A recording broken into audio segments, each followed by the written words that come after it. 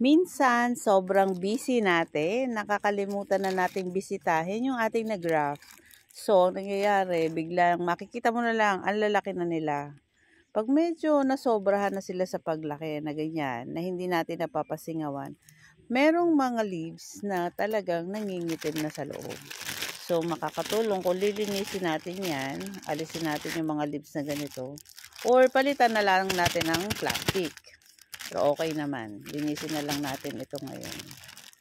Ayan. Kasi makakahawa pa to ng pagkabulok sa mga healthy na dahon na nandoon sa loob.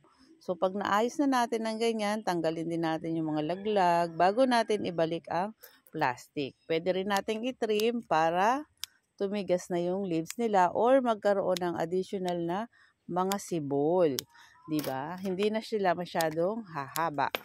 Tapos, ibalik natin uli ang plastic niya para hindi matuyo. Kasi hindi pa yan ready sa init sa labas or sa maiinit na hangin. Ayan.